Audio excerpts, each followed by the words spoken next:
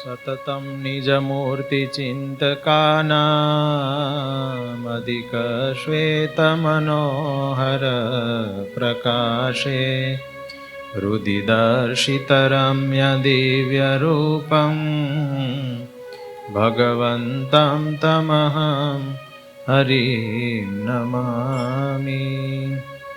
ઓમ શ્રી સ્વામિનારાયણાય નમો નમઃ. ઓમ શ્રી હરિકૃષ્ણાય ઘનશ્યામાય નમો નમઃ. ઓમ શ્રી સહજાનંદ સ્વામિને નમો નમઃ. ઓમ શ્રી પૂર્ણ પુરુષોત્તમાય નમો નમઃ. બોલો સ્વામિનારાયણ ભગવાનની જય. વાલા યુવાનો, આજની આપણી આ મંગળવારની યુવા સભા વાલા વાલા સર્વોપરી ધામ શ્રી સ્વામિનારાયણ મંદિર વરિયાઓમાં બિરાજમાન આપણા વાલા ઈષ્ટદેવ સ્વામિનારાયણ ભગવાન, પૂજ્ય સંતો, આપ સર્વે યુવાનો, સર્વેને ભાવથી જય સ્વામિનારાયણ. વાલા યુવાનો, દર મંગળવારે આપણી આ થતી યુવા સભામાં અલગ અલગ વાતો દ્વારા આપણે આપણા જીવનમાં કાંઈક નવું ઉમેરીએ છીએ. બધા યુવાનોને એમાંથી કાંઈક ને કાંઈક મળતું હોય છે. તો દર મંગળવારે કંઈક અલગ ટોપિક ઉપર અલગ અલગ સંતો દ્વારા, ગઈ મંગળવારની સભામાં પૂજ્ય અભ્યાસ સ્વરૂપ સ્વામી આપણને સરસ વાતો કરી હતી. આજે આપણે થોડી વાર આપણા જીવનમાં અમુક બાબતો જરૂરી હોય છે, એના ઉપર થોડું ચિંતન અને વિચાર વિમર્શ કરીશું. ખાસ કરીને આપણે જ્યાં જ્યાં જીવન જીવતા હોય, પરિવારમાં, આપણા મિત્ર વર્ગમાં, કે પછી ક્યાંય પણ કોઈ જોબ કરતા હોય, કોઈ ભણતા હોય, કે કોઈ ધંધો બિઝનેસ કરતા હોય, ઓફિસમાં જતા હોય, ત્યાં આપણે આપણું જીવન કેવી રીતનું જીવતા હોઈએ તો જેને કરીને આપણે બધાને માટે સ્વીકૃત બનીએ. આપણે ક્યારેય એના ઉપર બહુ ઓછું વિચારતા હોઈએ છીએ. બીજાનું જીવન જોઈએ અને આપણું જીવન જોઈએ, અથવા બીજા ઘણા બધાના જીવનો હોય એની સાથે આપણે એકાબીજાના જીવન સરખાવીએ તો આપણને ખબર પડે કે અમુક વ્યક્તિત્વ અસરકારક હોય છે. સમજાણું? કે એ 5-7 જણા હોય અથવા એક આખી કંપની હોય, એમાં અમુક લોકો બધાથી વિશેષ હોય, અથવા એ બહુ જાજો સમુદાય હોય, એમાં 5, 7, 8 કે 10 જણા એ જ બધી જગ્યાએ આગળ હોય. સમજાય છે? તો એટલા જ કેમ આગળ? એ લોકો જ કેમ બધાથી વિશેષ? એમાં ઘણી વખત આપણે પણ સામેલ હોઈએ, પણ આપણે એટલા બધા આગળ ન હોઈએ. આપણે એટલા બધા આમ વ્યવસ્થિત રીતે બધી રીતે એક્ટિવ ન હોઈએ. સામાન્યપણે જીવન જીવે જતા હોય, સામાન્યપણે બધું કામ કરે જતા હોય. એક નાની એવી સેવા હોય કે નાનું એવું ઘરકામ હોય, કે અથવા તમારા જ્યાં કાંઈ ધંધા ઓફિસમાં કે જોબમાં હોય, તો પણ અમુક લોકો એમાં વિશિષ્ટપણે હોય. બધી રીતે એનું દેખાવ જેને કહેવાય કે કામ કરવાની શૈલીથી લઈને બધું જ વિશિષ્ટ હોય.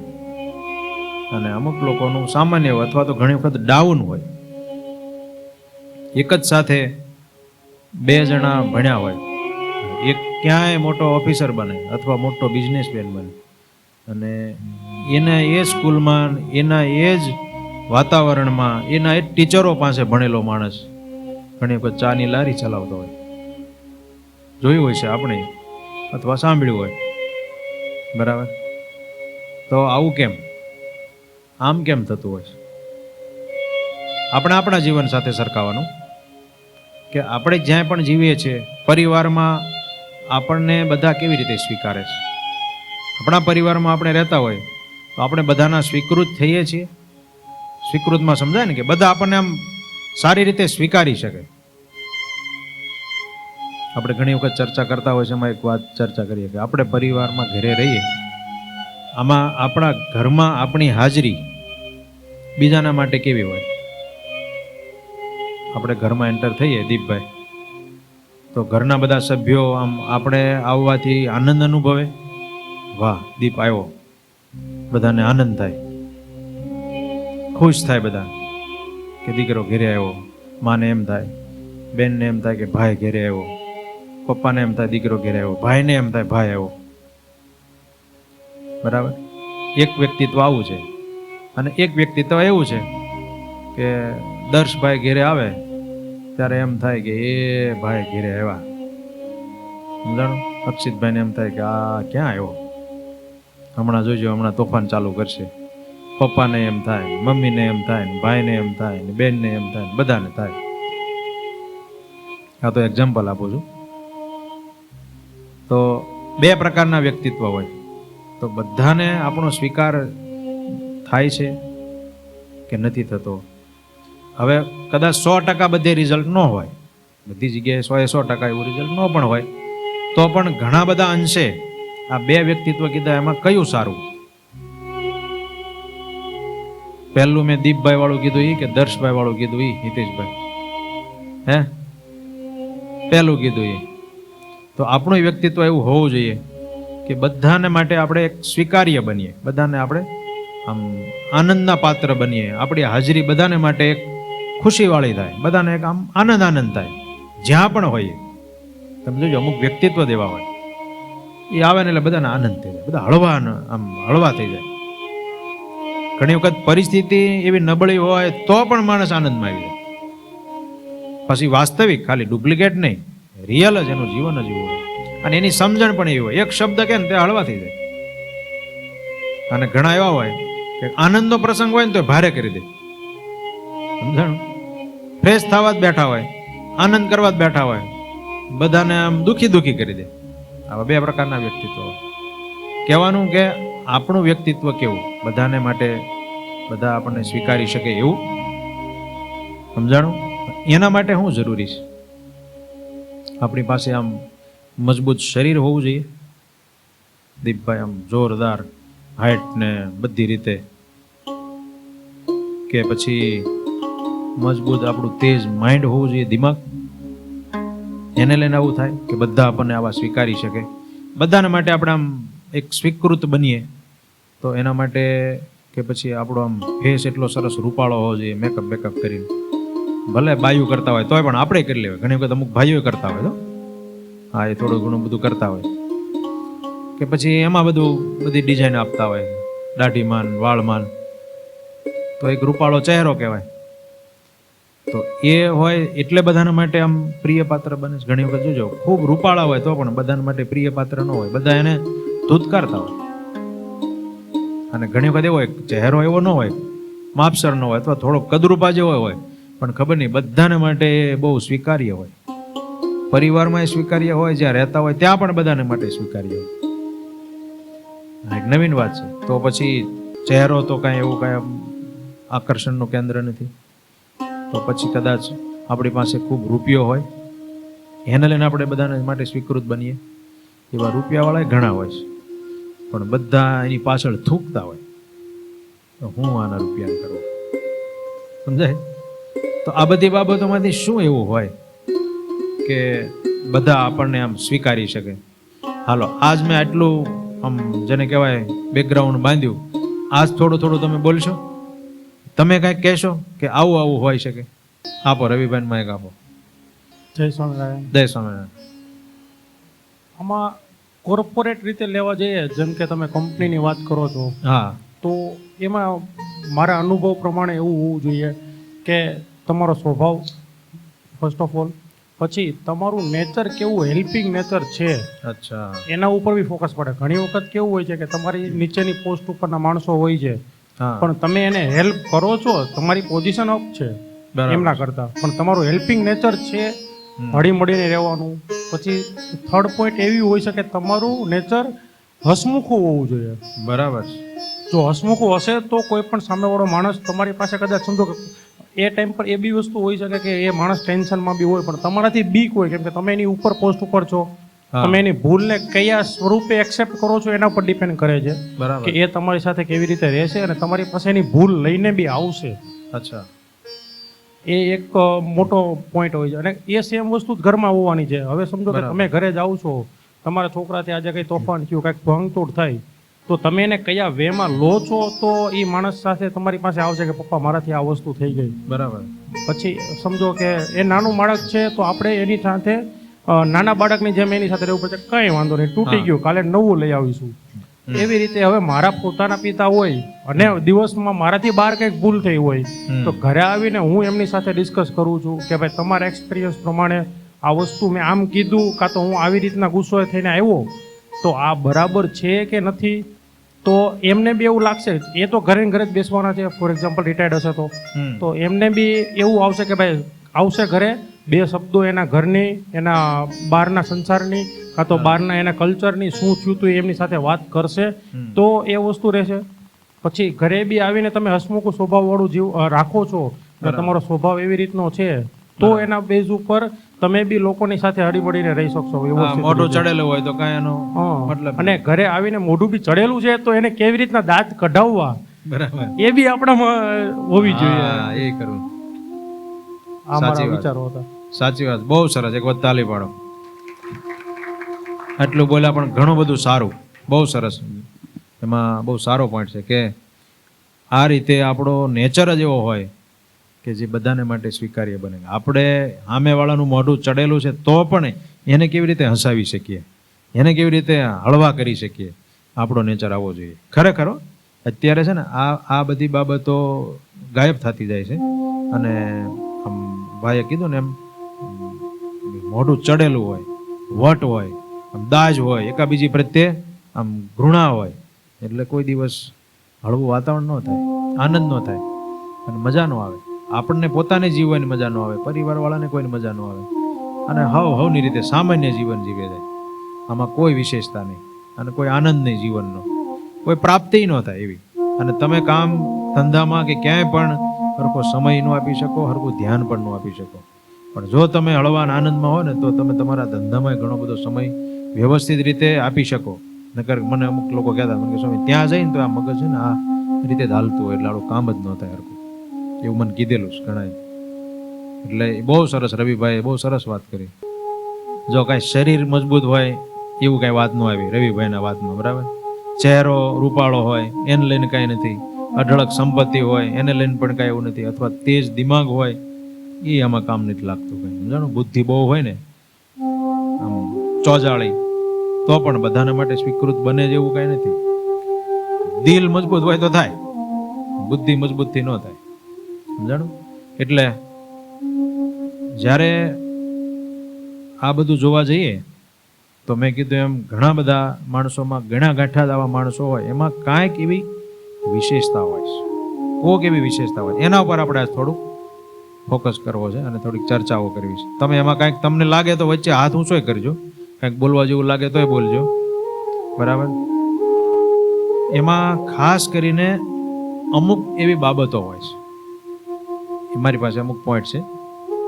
એક મુદ્દો, સરળ પ્રસ્તુતિ.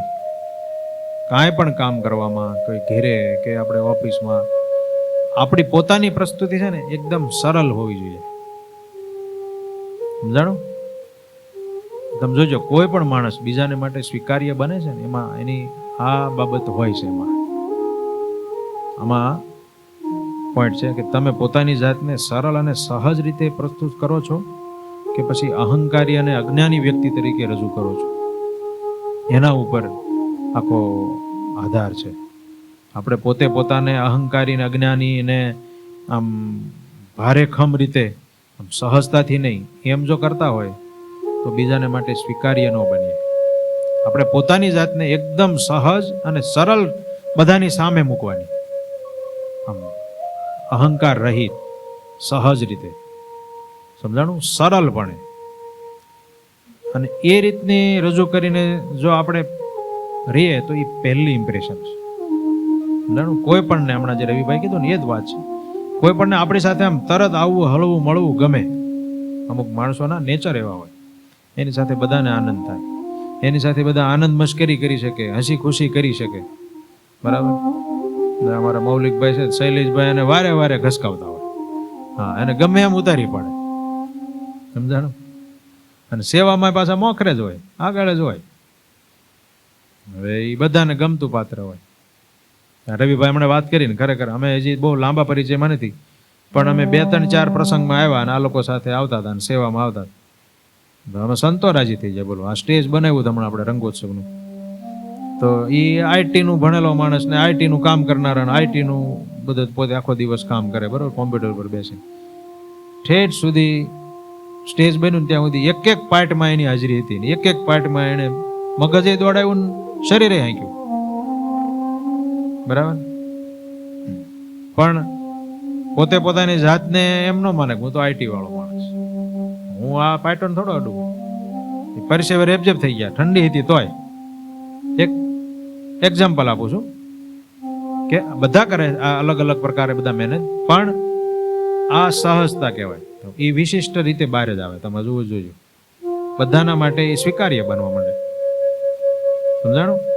આ એક સરળ પ્રસ્તુતિ કહેવાય આપણી પોતાની. તો જે લોકો આવી રીતે પોતાને બીજા લોકોની સરખામણીમાં બહુ ઊંચા નથી ગણાવતા, પોતે આવી રીતે સહજ રીતે રહે છે, બધાની સાથે આવી રીતે હળી પડી જાય. ગમે એ કામમાં એને કાંઈ એવું ન લાગે કે આ નાનું કામ છે, અને એ જ મોટા બને. સમજાણું? નાના કામમાં એ પોતે પહેલા પરવાય ને, ધીમે ધીમે ધીમે એટલા મોટા બને. એવા બહુ લોકોને આપણે જોયા છે કે એ સહજપણે હાવ નાનું કામ કરવા લાગી ગયા હોય. સમજાણું? અને બીજાને પોતાનાથી આમ કંઈક અલગ અને આમ કંઈક વિશિષ્ટ કરાવવા માટે મહેનત ન કરતા હોય, પોતે હાવ સહજ ને સરળ રીતે પ્રસ્તુતિ પોતાની કરતા હોય, એટલે બધાના માટે બહુ સ્વીકૃત બને છે. આપણા સદગુરુ ગુણાતીતાનંદ સ્વામીનો એક પ્રસંગ આવે છે. જુનાગઢ સ્વામિનારાયણ મંદિર છે આપણું. સ્વામિનારાયણ ભગવાને 6 ધામો બંધાવ્યા, એમાં એક જુનાગઢનું. જુનાગઢમાં બહુ મોટું મંદિર છે. તો એ જુનાગઢના મહંત પદે 40 વર્ષ સુધી રહ્યા સદગુરુ ગુણાતીતાનંદ સ્વામી. બહુ મોટા સમર્થ સંત. આજે એમની પરંપરામાં ખૂબ મોટી સંખ્યામાં સંતો છે. એમનો નેચર જ એવો ને એમણે પોતે વાતો એવી કરી, પોતાનું જીવન એવું જીવ્યા, એને લઈને આજે પણ એના પડઘા એ જુનાગઢ પ્રદેશમાં અને એની પરંપરાઓમાં, સંત પરંપરાઓમાં બધે જોવા મળે. તો એક ગુણાતીતાનંદ સ્વામી એક વખત ત્યાં મંદિરના ચોકમાં સાવરણો લઈને વાળતા હતા. પોતે મહંત, બહુ મોટું મંદિર, અને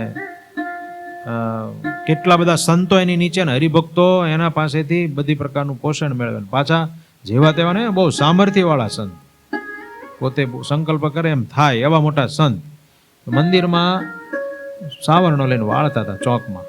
તો એક કોક અજાણ્યો માણસ આવ્યો અને આવીને સ્વામીને સીધો આમ ભાળી ગયો અને જોયું કે આ અહીંના મહંત કોણ છે, કે મારે એને મળવું છે.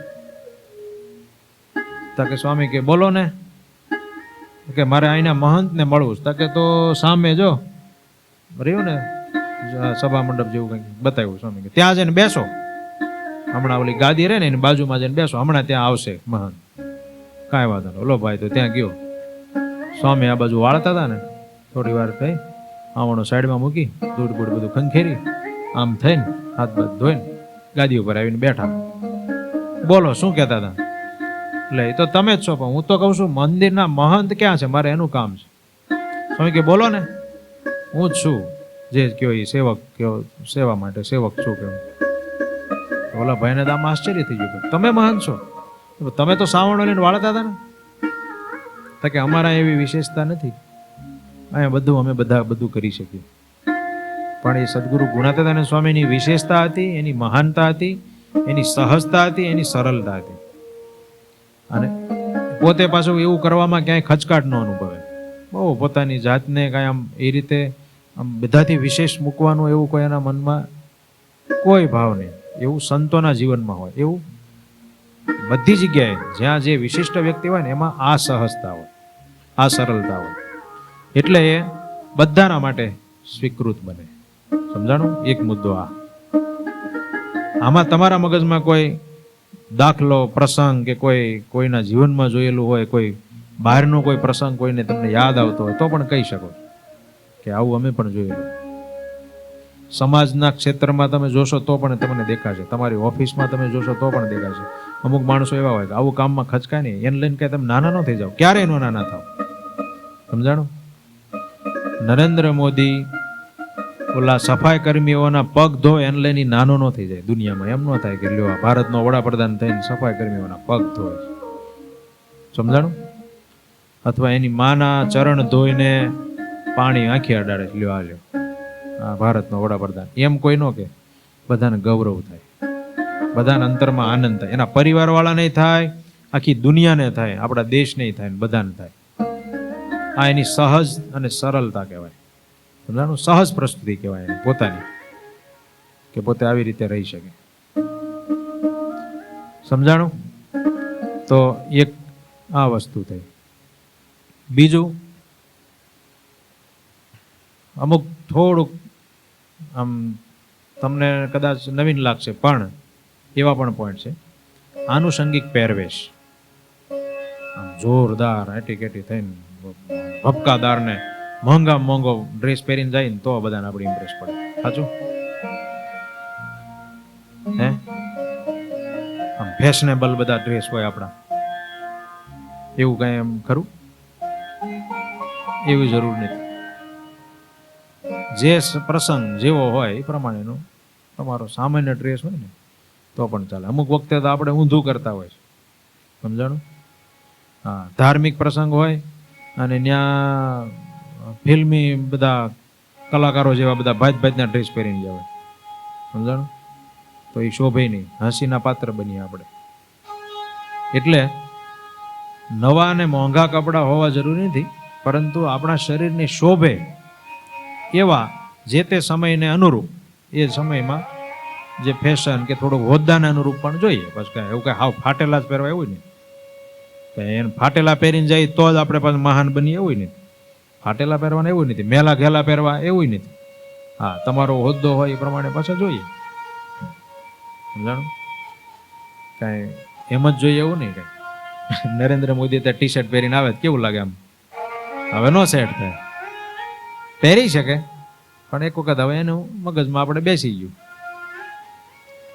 પણ થોડાક હોદ્દાને અનુરૂપ પણ જોઈએ, અને જે તે પ્રસંગમાં જતા હોય એમાં બંધ બેસે એવા કપડાં જોઈએ. બૂટ ચપ્પલ એવા એ ટાઈપના જેવા જરૂરી હોય એવા.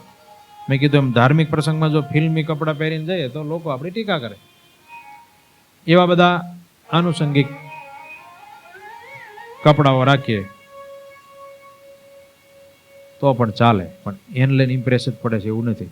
પણ અમુક લોકોની માનસિકતા એવી હોય. સમજાણું? તમે જોજો, એક મને કોકે છે ને ફોટો મોકલ્યો છે, આમાં તમને દેખાશે ફોટો. હવે એમાં છે ને એક બાજુ અમીર આદમી છે ને એક બાજુ ગરીબ આદમી છે. તમે જોજો એની માનસિકતા કેવી હોય. અમીર અમીર જ રહે, ગરીબ ગરીબ જ રહે. પછી હું તમને વાત કરું કચ્છી લોકોની. તમે જોજો કચ્છી લોકોને તમે બાજુમાં બેઠા હોય ને, હાવ સામાન્ય લેંઘો જબ્બો પહેરીને બેઠા હોય, પણ એને પોતાના ચાર્ટર પ્લેન હોય. બોલો, આવું હોય, હાવ હાદા હોય. એને લઈને કાંઈ મહાનતા કે નિમ્નતા એ કાંઈ નહીં થવી જતું. પણ આમાં આ લોકોએ લખ્યું છે કે અમીર આદમી હોય ને એનું દિમાગ 100% હોય, અને જે ગરીબ હોય ને એનું 0% દિમાગ લગાવે. એનું કહેવાનું એવું છે.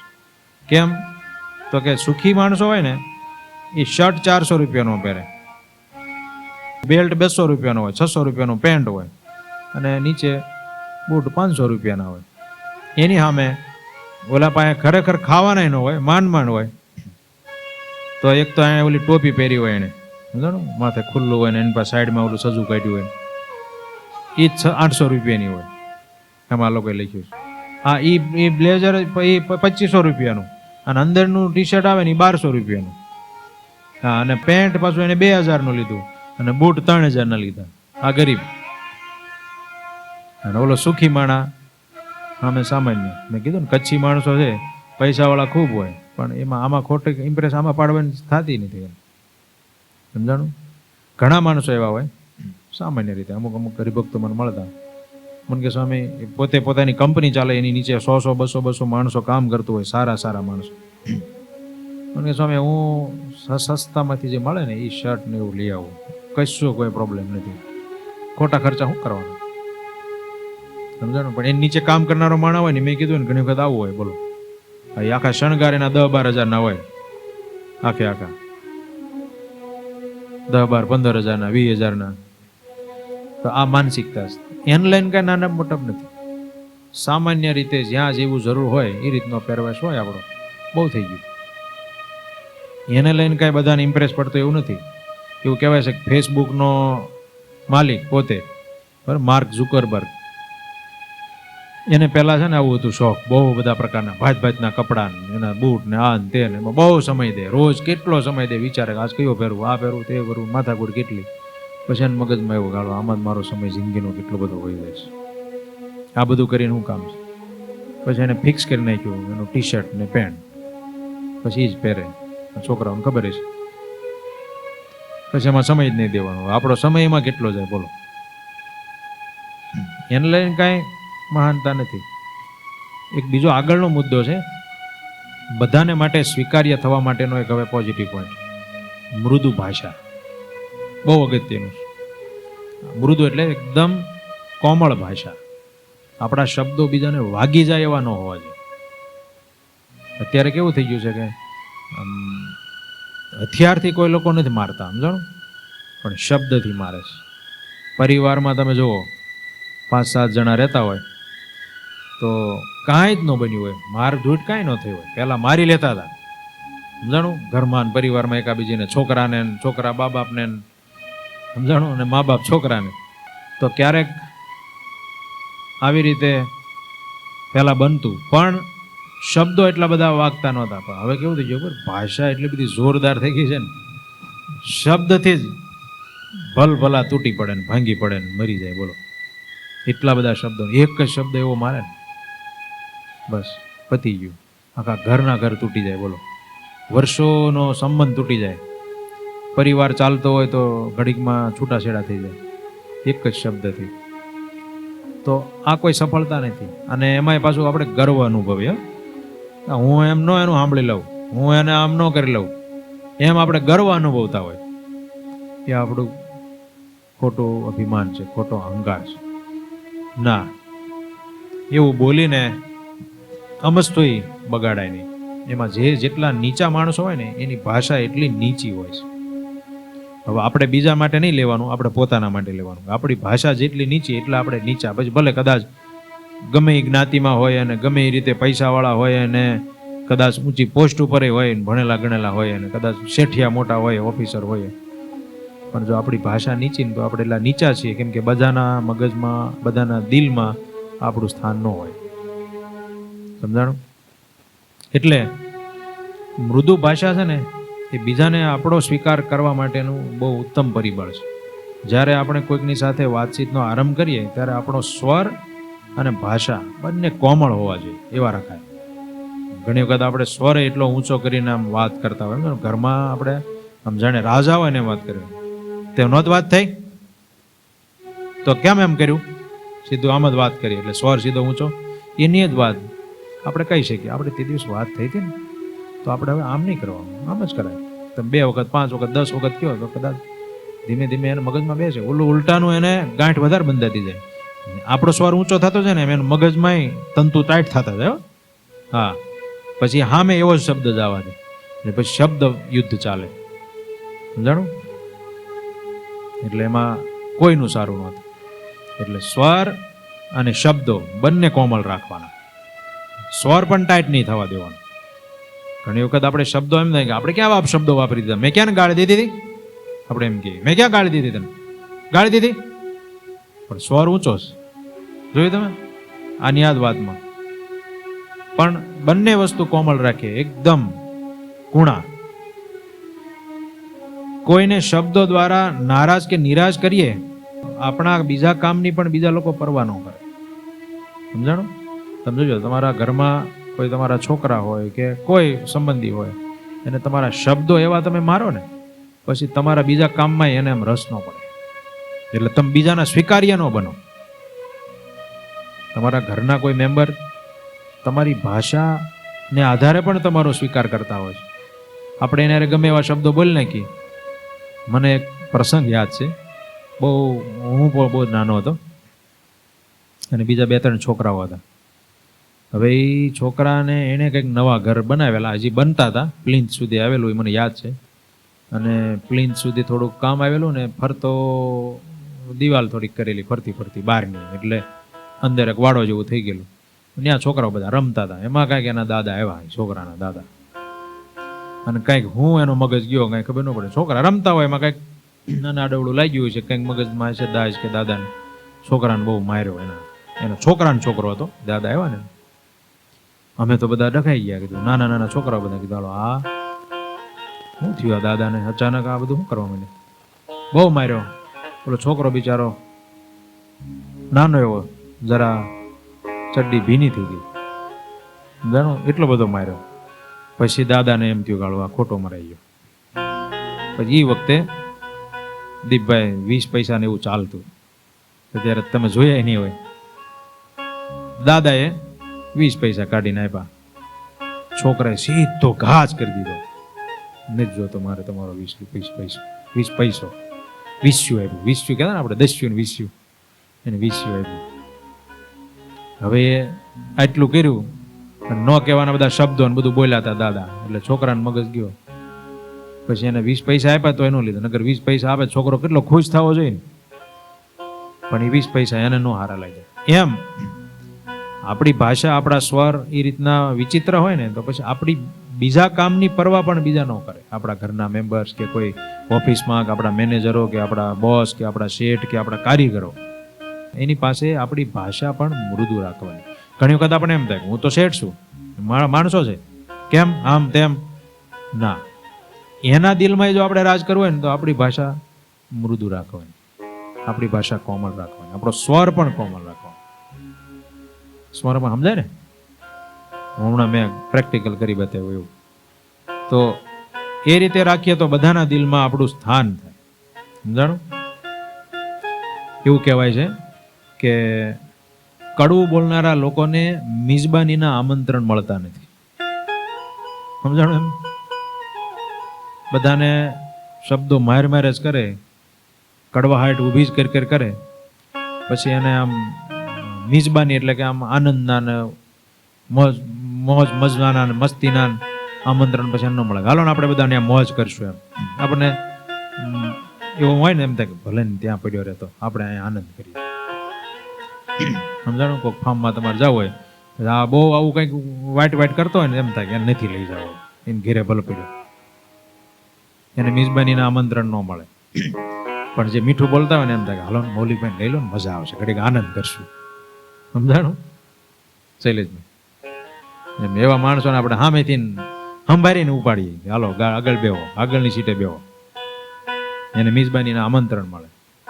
આપણે ખરેખર એવા જો બનવું હોય તો આપણી ભાષા એવી મીઠી રાખવાની. સમજાણું? સ્વામિનારાયણ ભગવાનની એક આ વિશેષતા હતી, બહુ એનો જબ્બર ગુણ હતો. એટલી મીઠી વાણી ને, કોઈ પણ આવે બધાને એમ થાય કે વાહ, ભગવાન બધાને સામેથી બોલાવતા, અને બધાને એ રીતે પ્રેમની નજરથી અને આમ ખુશીપૂર્વક. એના માટે તો એક કીર્તન લખાણું, તમે મીઠું બોલીને મન લીધું, મીઠડા બોલાજી.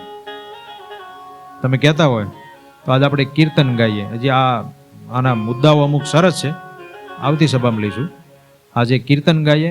કીર્તન ગાયા પછી મને થોડોક આજ વિચાર એવો હતો, થોડા 1-2 અહીંયા વિડીયો અને એના આધારે થોડી ચર્ચાઓ કરવી, પછી એક રમત રમીએ. બરાબર ને? તો આ સમજવાનો જે પોઈન્ટ છે ને, આપણે 2-3 પોઈન્ટ લીધા, એટલું અહીંયા આપણે થોભાવી રાખીએ. હજી બહુ મસ્ત આવા પોઈન્ટ છે આપણા જીવનમાં, આપણને ફાયદાકારક થાય એવા, કે આપણે બીજાના માટે સ્વીકાર્ય બનીએ, બીજાના દિલમાં આપણું રાજ થાય. એ કેવી રીતે બની શકે, એના સરસ પોઈન્ટો એ આપણે આવતી સભામાં આવતા મંગળવારે લઈશું.